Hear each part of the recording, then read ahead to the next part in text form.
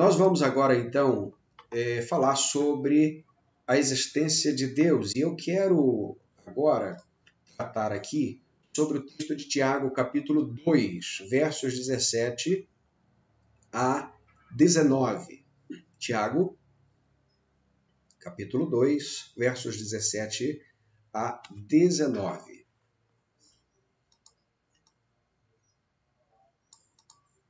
Você está aí certamente com a sua Bíblia, vai acompanhar o texto, que diz assim: assim também a fé por si mesma é morta, se não tiver obras.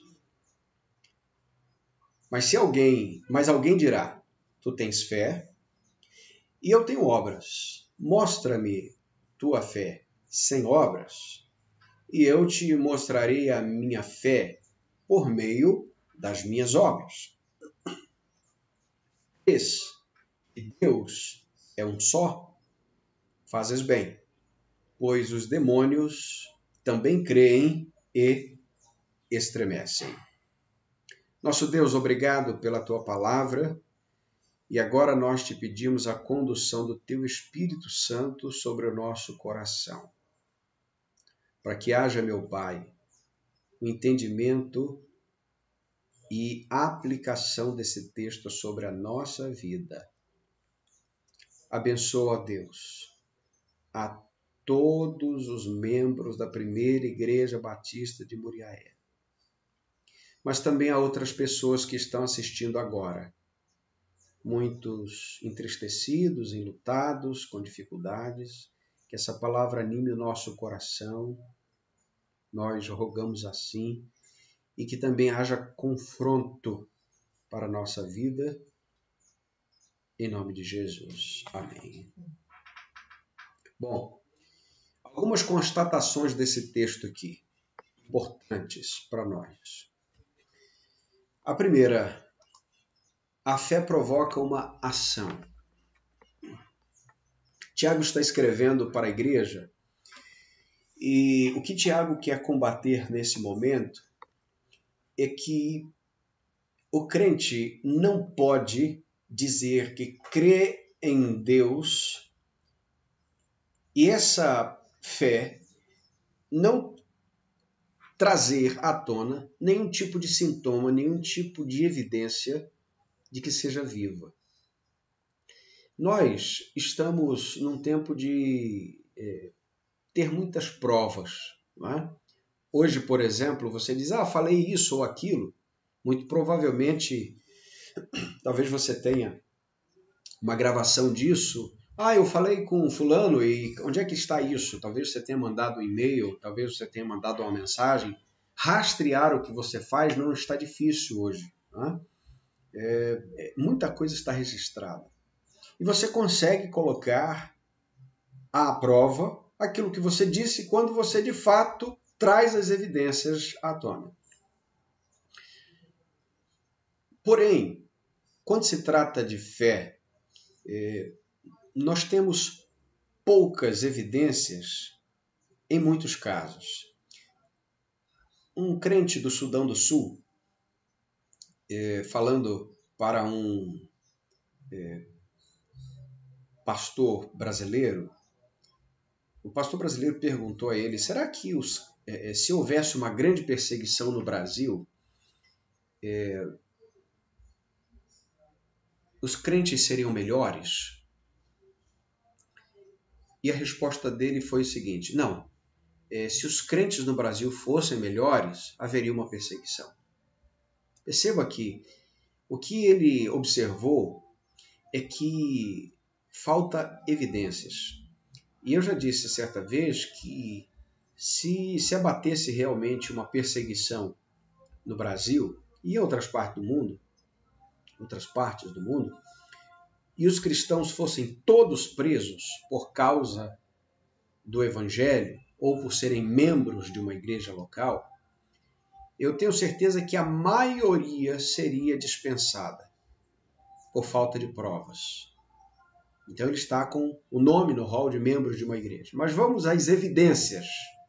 Vamos ver quais foram as últimas pessoas que conheceram Jesus através desse crente. Não tem registro. Já faz aí uns 5 anos, talvez, ou 10, não sei, que alguém não ouve falar de Jesus. Ele não tem uma vida regular de oração. Na agenda dele não tem nada disso. Nas postagens que ele faz, por exemplo, na internet, não tem nada de Deus. Ou seja, começar a vasculhar a vida desse crente, você vai começar a perceber que poucas evidências poderiam ser levantadas em favor da condenação. Isso é um paradoxo, né? Em favor da condenação. Muitos seriam absolvidos por falta de provas. O que Tiago está dizendo é que a fé verdadeira provoca uma ação. A fé verdadeira, ela é viva, ela se move. A segunda constatação é que a fé não vem das obras, mas as obras atestam a fé genuína. Ou seja, se você diz e se alegra que não foi salvo pelas suas obras, você está certíssimo. Porque não foi pelas obras que você foi salvo. Não foi pela sua competência, não foi pela sua performance espiritual, foi pelo sacrifício de Jesus Cristo na cruz. Ponto. Isso está posto. Joia. Porém, o mesmo capítulo de Efésios, que é o capítulo 2, que vai dizer que nós não fomos salvos pelas obras, está aqui, eu vou ler com você agora, se você tem a sua Bíblia na mão, você vai ter acesso a esse texto. Efésios, capítulo 2. Olha aqui.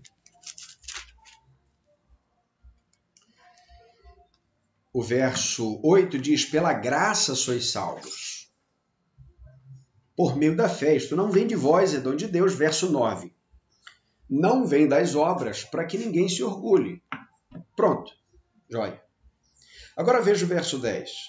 Pois fomos feitos por ele, criados em Cristo Jesus, para as boas obras, previamente preparadas por Deus para que andássemos nelas. Veja que há aqui, então, um complemento do que Paulo está dizendo. Olha, você não foi salvo pelas suas obras. Ótimo. Mas depois de salvo, você precisa andar nas boas obras que foram separadas para que você andasse nelas. Paulo está dizendo, você não pode ficar parado quando você é salvo. Portanto, a segunda constatação é que a fé de fato não vem das obras, mas as obras atestam uma fé genuína. E aqui nós temos Tiago tratando de algo muito especial. Ele vai dizer, a fé por si mesma é morta, se não houver obras. Alguém vai te dizer, tenho fé e eu tenho as obras, mostra a tua fé sem obras e eu te mostraria a minha fé por meio das minhas obras. Agora veja o verso 19. Crês que Deus é um só e ele dá um joia. Fazes bem, que bom. Pois os demônios creem e estremecem. O demônio crê em Deus. Olha aí. Ele tem uma fé enorme. Por quê? Primeiro, o demônio sabe do caráter de Deus. Ele sabe que o que Deus fala vai acontecer mesmo. Então ele tem uma fé danada. Ele não tem dúvida nenhuma que aquilo que Deus prometeu, ele vai cumprir. Pegou? Ele tem fé em Deus porque sabe que Deus existe. E ele tem fé em Deus porque sabe que Deus é um só. Ou seja, a Trindade não são 3 deuses. São 3 pessoas. Então a teologia de Satanás é boa. Nesse sentido, ele conhece a boa teologia, ele não pratica. Ele combate, mas ele sabe. Bom, por que Tiago une a questão de boas obras com a fé dos demônios? Porque ele está dizendo o seguinte, o demônio sabe de tudo que tem que saber, mas na hora que ele pratica, ele só pratica malignidade. O que Tiago está dizendo é, não basta, meu querido, que você saiba que Deus existe. Não basta que você conheça a Escritura. Não basta que você saiba a Bíblia de capa a capa. Você vai provar que você é um cristão de fato, não sabendo que Deus existe e nem crendo nisso, mas vivendo como se de fato ele existisse. Porque você quer matar uma pessoa, não é o caso de Deus, quer matar uma pessoa e viver como se essa pessoa não existisse. Ela está no meio, ela está dentro da sua casa, ela está perto de você, mas você é indiferente. O que a pessoa faz, o que a pessoa fala, não importa. E muitas vezes as pessoas desejam viver assim. E deixa eu lhe dizer, você acha que Deus se agrada mais dos ateus do que uma pessoa que vive como se ele não existisse? Porque por vezes é pior. Que talvez o ateu ainda esteja ali em um estado de confissão de que Deus não existe, embora ele seja um insensato. Mas do outro lado, há aqueles que professam que Deus existe, que é isso mesmo, ele é santo, ele é isso, ele é aquilo, mas na hora de viver a vida é completamente outra. Eu não estou dizendo que nós somos seres angelicais aqui, que todos nós pecamos. Todos nós estamos vivendo debaixo das misericórdias de Deus que se renovam a cada manhã, razão pela qual não somos consumidos. Mas o que eu estou dizendo não é isso. O que eu estou dizendo é que não dá para crer em um Deus que existe. Não dá para crer em seus atributos e viver uma vida distante disso. Viver uma vida como se isso não fosse verdade. Então você tem um ateísmo prático, porque o ateu ele tem uma ideia de que Deus não existe e a vida dele segue o fluxo. Agora, o crente que tem todas as informações e que crê que Deus existe, mas vive como se Deus não existisse, é um ateu na prática. É um ateu funcional, porque ignora Deus. Faz de Deus um guarda-chuva que esquece no próximo destino se olhar para o tempo e não estiver chovendo. É fácil esquecer um guarda-chuva sem chuva. É fácil esquecer de Deus para muitos no tempo da bonança. É fácil esquecer de Deus quando a tua casa está bem. E talvez esse tempo de adversidade que Deus está nos impondo seja para que os crentes parem de viver o ateísmo prático e comecem a viver um teísmo, e não só um teísmo, mas uma adoração a Deus. Porque não basta ser teísta. Teísta é aquele que crê que Deus existe, não é? Mas não necessariamente está servindo esse Deus. Nós somos cristãos, nós somos o povo da fé, nós somos o povo que trata de parecer-se com Cristo. O que Cristo faria? O que Cristo desenvolveria nesse momento como evidência da fé? E aqui, meu irmão, minha irmã, nós temos uma séria dificuldade de compreender. O que Tiago está trazendo aqui é extremamente importante. Você precisa viver a sua vida cristã de formas que se pareça com Cristo e não com o comportamento dos demônios, porque os demônios creem e estremecem. Então veja que eles creem, eles sabem que Deus existe, eles creem no caráter de Deus, porque aquilo que Deus fala, ele cumpre, e ainda estremecem. Não nos parece que a maioria de nós também estremece. Parece-nos que muitas vezes nós estamos vivendo a vida sem temor. E a Bíblia diz que o temor do Senhor é o princípio da sabedoria. E quando é que você sabe o que fazer e como fazer? Quando você teme a Deus. E quando você vive uma vida como se de fato Deus existisse, porque Ele existe. Imagine um filho que vivesse como se o pai não existisse. Ele não teria de prestar obediência. Um filho de Deus, ele é disciplinado. Por quê? Porque Deus deseja imprimir nesse filho a semelhança consigo mesmo. O autor de Hebreus, no capítulo 12, vai dizer que é visando a santidade que Deus nos disciplina. E é por isso que às vezes Deus nos para. E é por isso que às vezes Deus congela a nossa imagem. É por isso que às vezes você não tem o que fazer, não tem o que trabalhar, não é? Estão todos, por muito tempo, confinados para muitas coisas. Não para tudo, graças a Deus, mas para muitas coisas. A igreja está confinada em casas, não mais no templo. Olha só, que giro de 180. Porque 360 se para no mesmo lugar, né? Veja que giro de 180. Estava todo mundo confinado no templo. Agora ninguém pode ir para o templo. Será que não é um momento que o Senhor esteja nos mostrando que não basta saber que Ele existe, mas que nós proclamemos a sua existência, sobretudo, com uma pregação que condiga com a nossa própria vida? É o que Tiago está dizendo. Você está dizendo que tem fé? É ótimo. Cadê as suas obras? Porque o que ele está dizendo é, o diabo crê, mas ele não tem obras que glorifiquem a Deus. Ele quer glorificar a si mesmo. Ele quer a glória para si. Ele não quer a glória para Deus. Quais são, portanto, as aplicações práticas disso na nossa vida? A primeira, põe a sua fé em ação. Você crê que Deus existe? Então não viva como se Ele não existisse. Esta é uma aplicação direta desse texto. Ponha a sua fé em ação. Por quê? Porque a fé sem obras, ela é morta. Você já imaginou carregar alguma coisa morta com você? Imagine um braço. Ele não funciona. Por que você não está movendo o braço? Não, ele está morto.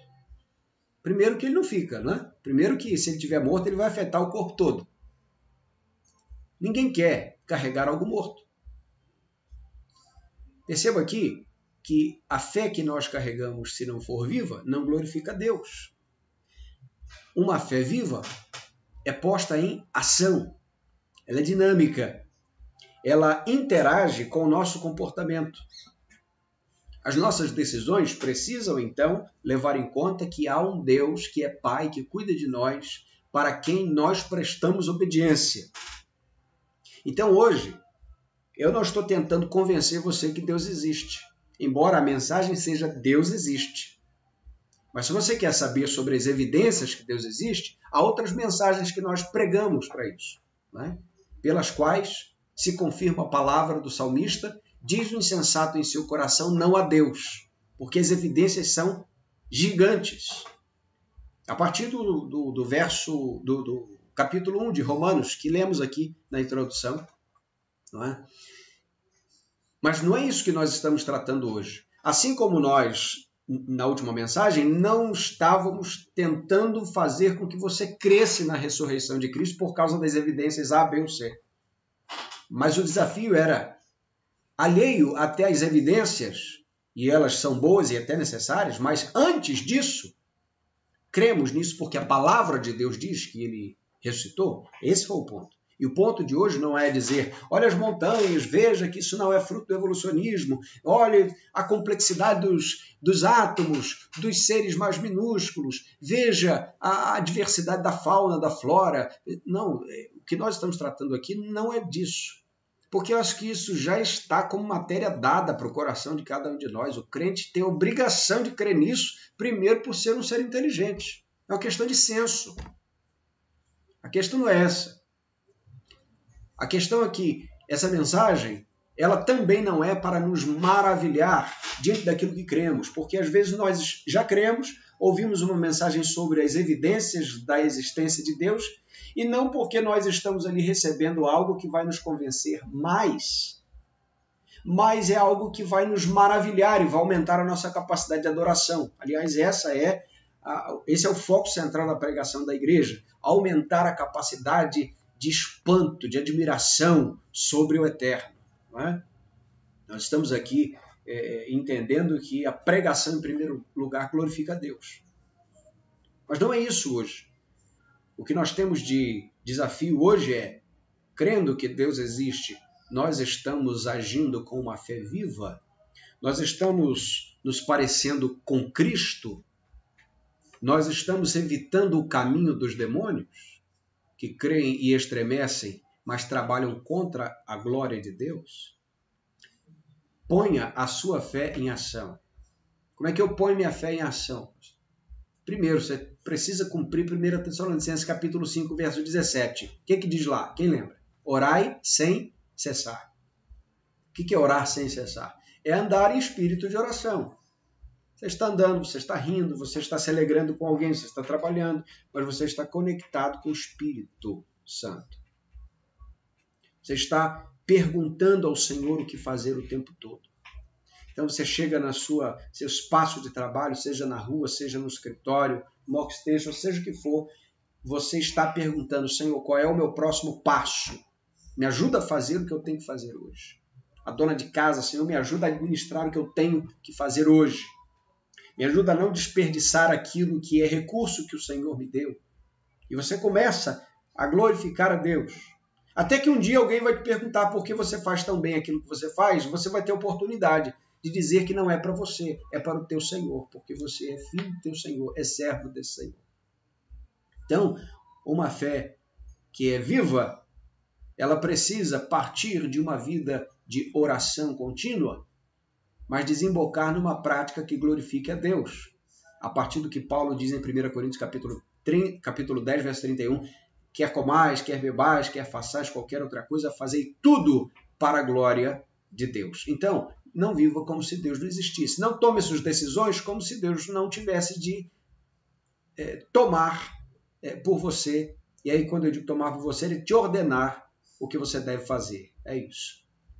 Claro que você tem a capacidade volitiva, a capacidade de definir certas coisas, você tem a responsabilidade, inclusive, de fazer isso, mas você não deve deixar, de maneira alguma, que o Espírito de Deus que habita em você fique, de alguma forma, sem ser considerado, porque isso também é adoração.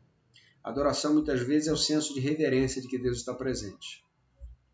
E, por vezes, você vai ter de responder a uma pergunta quando a situação for muito difícil. For muito difícil para você como crente. For difícil para perdoar uma pessoa imperdoável. Por exemplo, de ser honesto a todo custo. A pergunta que você tem que responder é: o cordeiro é digno? O cordeiro que foi morto e imolado na cruz é digno? Ao acordar hoje pela manhã, eu preciso responder essa pergunta: o cordeiro ainda é digno? Sempre será, sempre foi. Uma fé em ação nos traz o senso da reverência. Última aplicação, segunda e última. Proclame a existência de Deus com suas palavras e com sua vida. Por que eu digo com suas palavras e com sua vida?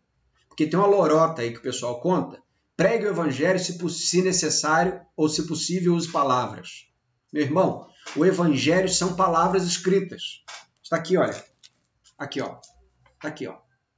Palavra de Deus. Nós fomos chamados para testemunhar da palavra de Deus. E quando eu digo que é palavra escrita, não é porque quem não lê não entende, não. É porque ele vai ouvir. Como ouvirão se não há quem pregue, né? Alguém lê e prega, mas prega o que está escrito. O próprio Deus escreveu lá nos 10 mandamentos, né? Nas tábuas da lei. Perceba que Deus usa a escrita. Deus usa, portanto, a reprodução disso, a fala. Nós não fomos chamados simplesmente para ter um bom comportamento como vizinho. Não é somente isso. Nós estamos falando disso também aqui. Tá? Mas a fé que é viva, que é prática, nos leva a proclamar, a falar. A fé viva nos traz as obras da pregação, de falar para o outro, de dizer para o outro o que é necessário para que sejam salvos. Portanto, proclamar a existência de Deus, não só com aquilo que eu prego, mas com aquilo também que é obra da minha vida. Mas não somente isto, mas também pregar. Portanto, esse binômio é inseparável. Deus existe? Bênção. Existe, a gente sabe que ele existe. Mas primeiro, precisamos viver como se ele existisse. Segundo, nós precisamos proclamar essa existência. De que maneira? Como é que se aplica isso? Quando você, primeiro, está aqui, vive como alguém que crê. Segundo, prega o que crê. Muitas pessoas creem num Deus que existe, ou que existe Deus, mas creem numa caricatura de Deus. E deixa eu dizer, por que a gente tem a palavra de Deus? Por que nós temos aqui a palavra de Deus? Porque a palavra de Deus nos informa não só que Deus existe, mas quem Ele é e como deve ser adorado. Idolatria não é só adorar outros deuses. Você sabia disso? Idolatria é adorar uma falsa imagem de Deus. E longe de Deus, você tem uma falsa... E longe da palavra de Deus, você tem uma falsa imagem dele. Por exemplo, se você só está consumindo coaching, se você só está consumindo conselho de internet, e aqui tem muitos que são bons, estou dizendo nessa categoria aí, não é? Do 3 passos para aquilo, 3 passos para qualquer coisa. Se você está consumindo uma mensagem terceirizada o tempo todo, o que acontece é que a sua visão sobre Deus é que ele pode ser um guru para você, ele pode ser um Papai Noel que te dá o que você precisa, ele pode ser um criado, porque você determina, ele obedece. A sua visão sobre Deus pode ser um Deus limitado, que está ali, como diz o teísmo aberto. Não é teísmo, mas não é um teísmo cristão, que diz que Deus está coadjuvando na história, porque ele não age soberanamente. É um Deus que está sofrendo ali, porque ele não sabe o que fazer, o que vai acontecer na história. Ele está junto, meu irmão, minha irmã. O Cordeiro é digno de abrir os selos, não é? Ou seja, o Apocalipse está dizendo que o Senhor conhece a história do início ao fim. Nós não cremos num Deus limitado pela história, porque a história é tempo. Portanto, o que nós estamos tratando hoje aqui é que nós devemos, de fato, viver a existência de Deus e manifestar essa existência de Deus a outros com a pregação. E você vai ter uma visão correta sobre Deus quando você se aproximar da Escritura. Quando você começar a ler com prudência e com responsabilidade. E quando você começar a ouvir a palavra de Deus, sabendo quem Deus é. E hoje eu sei um pouco mais sobre Deus, então posso adorá-lo melhor, posso orar melhor. Amanhã eu ouço mais, amanhã eu aprendo mais, amanhã eu busco mais. E eu posso então buscar todos os dias e conhecê-lo melhor. Deus existe? Eu e você sabemos. Vivamos, então, essa realidade. E não vivamos como se ele não existisse. Que Deus nos abençoe nessa manhã, em nome de Jesus. Amém? Amém. Vamos orar. Nosso Pai, obrigado pela Tua palavra. E hoje pedimos que a nossa fé seja desafiada à prática cristã. Seja assim para a Tua glória, Senhor. Ajuda-nos, meu Deus, a que a Tua glória seja vista por outros através da nossa vida, que nós tenhamos uma vida prática de boas obras, de fé viva, para a Tua glória, para a nossa edificação e para a edificação da Tua igreja. Em nome de Jesus. Amém.